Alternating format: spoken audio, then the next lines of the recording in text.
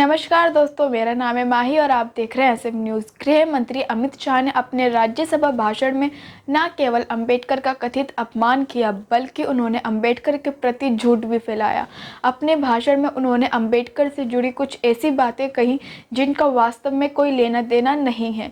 आज हम बात करेंगे अमित शाह के उस भाषण की जिसके बारे में अब पूरा देश जान चुका है। कांग्रेस पार्टी कैसे कथित तौर से बाबा साहेब अंबेडकर को नकार रही है, जिस बात से साबित करते करते अमित शाह कुछ ऐसा बोल गए जिसका परिणाम अब शायद दीर्घकालीन होगा। लेकिन आज बात सिर्फ इस 12 सेकंड के क्लिप की नहीं होगी। इसके बाद भाषण में गृह मंत्री ने कई बातें भी आर अंबेडकर के बारे में ऐसी कही जो कि सच नहीं थी। आइए एक एक करके इन पे से पर्दा उठाते हैं। वर्तमान समय में अंबेडकर का नाम लेना फैशन बन गया है। यह टिप्पणी करने के तुरंत बाद अमित शाह ने अंबेडकर द्वारा भारत के पहले प्रधानमंत्री जवाहरलाल नेहरू की कैबिनेट छोड़ने के 3 कारण बताए। उन्होंने कहा कि अंबेडकर अनुच्छेद 370 नेहरू की विदेशी नीति और अनुसूचित जातियां और अनुसूचित जनजातियां से किए गए वादों को पूरा करने में उनकी विफलता के विरोधी थे। यह बात सच से कोसों दूर है कि अंबेडकर अनुच्छेद 370 के विरोधी थे। 2019 में मोदी सरकार द्वारा जम्मू कश्मीर की संवैधानिक स्वतंत्रता समाप्त करने के बाद से ही संघ परिवार झूठ फैला रहा है। उस समय के भारतीय उपराष्ट्रपति एम वेंकैया नायडू ने भी द हिंदू में प्रकाशित एक लेख में अंबेडकर के एक फर्जी उदाहरण का इस्तेमाल करते सार्वजनिक डोमेन में झूठ को स्थापित करने की कोशिश की थी। यह बयान दरअसल बलराज मधोक नामक एक आरएसएस कार्यकर्ता के ख्यालों से आता है। 2004 में पहली बार उन्होंने इस बात को लिखा था और उसके बाद कई लेखकों ने इसे दोहराया था, जबकि ये बिल्कुल गलत है। अंबेडकर का स्टैंड बहुत अलग था।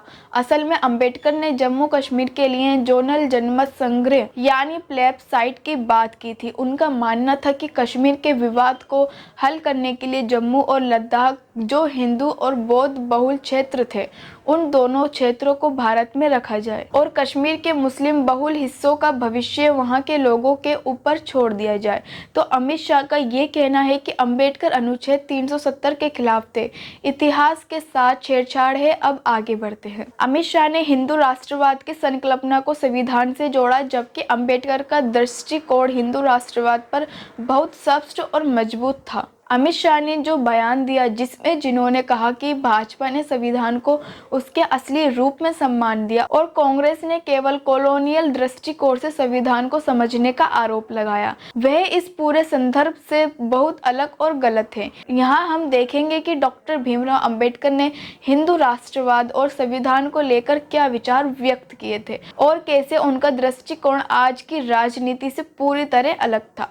सबसे पहले अंबेडकर ने अपने पुस्तक पाकिस्तान और पार्टीशन ऑफ इंडिया 1946 में हिंदू राज को लेकर बहुत कठोर शब्द में अपनी नापसंद जताई थी।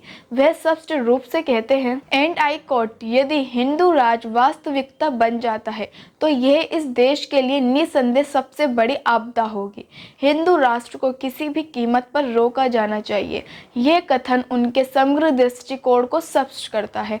अंबेडकर का मानना था कि हिंदू राज्य या हिंदू राष्ट्र, जो कि हिंदू धर्म के आधार पर एक राज्य व्यवस्था होगी, भारत के लोकतंत्र और समावेशी दृष्टिकोण के खिलाफ था।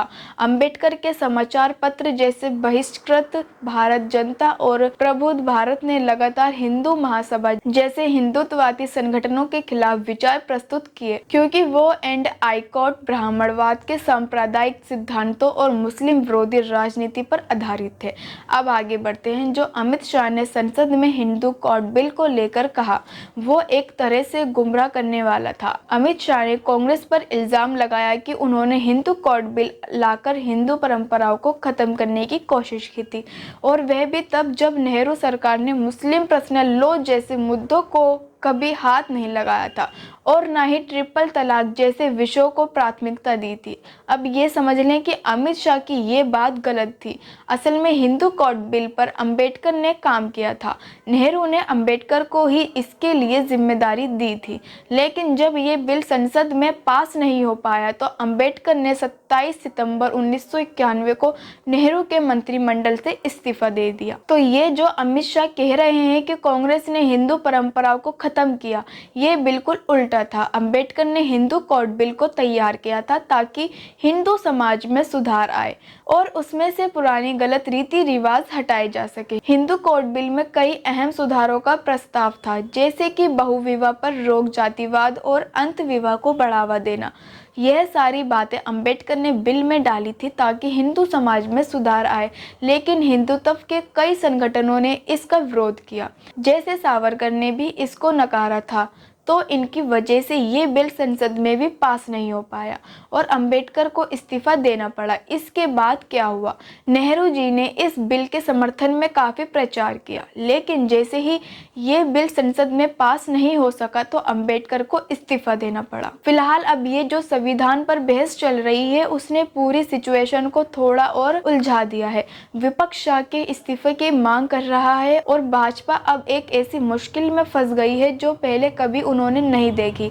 लेकिन एक बात साफ है, अमित शाह ने अपनी सहूलियत के हिसाब से अपने भाषण में कई तर्क दिए। उनका ऐतिहासिक संदर्भ भी शंकाओं तक ही सीमित है। फिलहाल इस वीडियो में बस इतना ही। आपको ये वीडियो कैसी लगी कमेंट्स में ज़रूर बताइएगा और अगर आप हमारे चैनल पर नए हैं तो जल्दी से कर दीजिए सब्सक्राइब। धन्यवाद। जय भीम साथियों, मेरा नाम है माही, जिसका आपको था बेसब्री से इंतज़ार। बहुजन समाज का ऐतिहासिक कैलेंडर 2025 अब आपके बीच आ गया है। आप अपना कैलेंडर आज ही बुक करवाएं। आप मुझे मेरे नंबर पर कॉल कर सकते हैं या अपना कैलेंडर बुक कराने के लिए मुझे व्हाट्सएप भी कर सकते हैं। मेरा नंबर है 9910886670। आप मुझे अभी कॉल करके अपना कैलेंडर बुक करा सकते हैं।